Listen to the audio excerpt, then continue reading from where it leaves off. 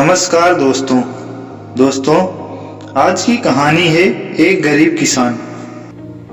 ऊपर वाला जब भी हमारे बारे में सोचता है तब सिर्फ हमें उस इशारे को समझने की बात होती है।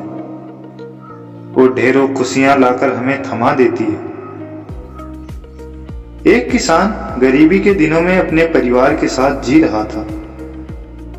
किसान के परिवार में वह, उसकी पत्नी और उसकी एक छोटी बेटी रहती थी। किसान की छोटी बेटी को पढ़ाई में काफी दिलचस्पी थी, लेकिन वो किसान उसकी आर्थिक परिस्थिति सही ना होने की वजह से काफी दुखी रहता था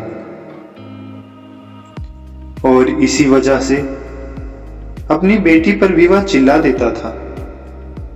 इसलिए किसान की बेटी पढ़ाई करने की बात कहने से उसकी किसान से डरती थी और किसान की पत्नी भी वह अपने पति से जुदा ना हो जाए इस वजह से अपने बच्ची के लिए खामोश रहती थी। थोड़ा वक्त यूं ही चला गया। एक दिन उस किसान के घर एक स्वामी जी अपने संन्यास के दौरान उस किसान के घर पर पहुंचते हैं। किसान की पत्नी उस स्वामी जी को बढ़िया भोजन बनाकर खिलाती है।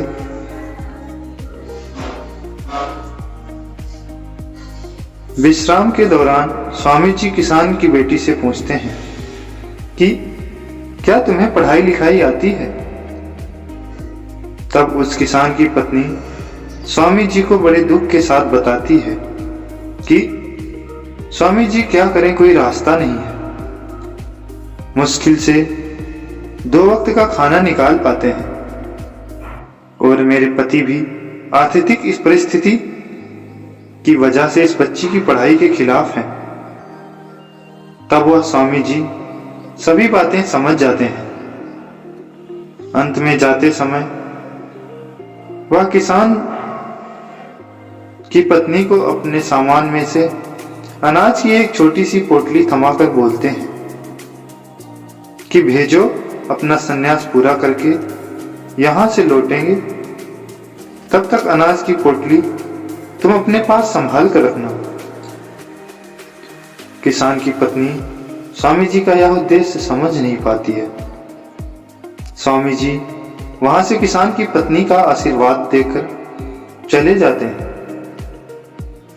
लेकिन किसान की पत्नी अब भी दुविधा में थी कि स्वामी जी ने अपने सामान में सिर्फ और सिर्फ एक ही पोटली क्यों थमाई और वह क्यों एक रख कर गए हैं। यह बात किसान की पत्नी को समझ नहीं आ रही थी और एक दिन यूं ही चला जाता है। अगले दिन सुबह किसान अपनी पत्नी से कहता है कि इस बार फसल करने के लिए हमारे पास कुछ भी नहीं है। आखिर आने वाले साल में हम करें तो क्या करें? जैसे काफी दुविधा में वो किसान और उसकी पत्नी फैले हुए थे और जब फसल ही नहीं होगी तो अपनी बच्ची की पढ़ाई कैसे करवाएंगे? बारिश का समय शुरू हो रहा था। बारिश को देखते हुए ही किसान की पत्नी को स्वामी जी के साथ का वह दिन याद आता है और किसान की पत्नी सोचते हैं कि स्वामी जी के आने तक के समय में यह फसल तैयार हो ही जाएगी। उसी सोच के साथ किसान और उसकी पत्नी स्वामी जी की पोटली में हुआ अनाज फसल के लिए खेत में डाल देते हैं। किसान और उसकी पत्नी दोनों खूब मेहनत कर रहे थे और इसी साल बारिश भी अच्छी तरह शुरू हुई। थोड़ा वक्त गुजरता है और फसलों में सोने के दाने जैसा ढेर सारा अनाज निकलता है और इसके साथ ही किसान के घर में बड़ी ही खुशी छा जाती है, क्योंकि अब उस किसान की बेटी पढ़ने लिखने के लिए जा पाएगी। किसान और उसकी पत्नी यह सोचते हुए यह फैसला लेते हैं कि उसकी बेटी को स्वामी जी के आश्रम में पढ़ाई लिखाई के लिए रख देते हैं और वहां वह स्वामी जी का जितना अनाज उन्होंने हमें दिया था उससे दुगना अनाज हम उनके पास लेकर जाएंगे। किसान और उसकी पत्नी स्वामी जी के आश्रम में पहुंचते हैं।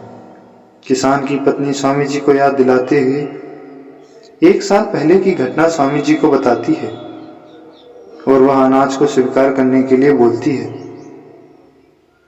तब स्वामी जी किसान और उसकी पत्नी को मुस्कुराते हुए कहते हैं, भगवान ने मुझे तुम्हारे पास मदद करने के लिए भेजा था, लेकिन तारीफ तुम्हारी सोच कर करनी चाहिए, क्योंकि वह अनाज तो तुमने उगाया है और मेहनत से तुमने इस फसल को पकाया है।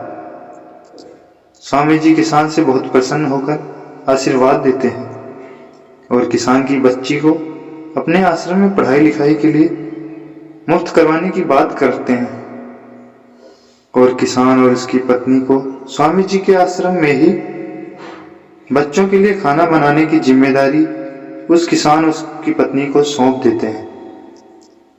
उस गरीब किसान के घर में सालों बाद एक पर एक काफी खुशियां आ गई थी। सच में किसी ने क्या खूब बात कही है। ऊपर वाला जब भी हमारे बारे में सोचता है तब सिर्फ इशारे को समझने की बात होती है। वो ढेरों खुशियां लाकर हमारे हाथ में थमा देता है। दोस्तों, किसान की ये कहानी आपको कैसी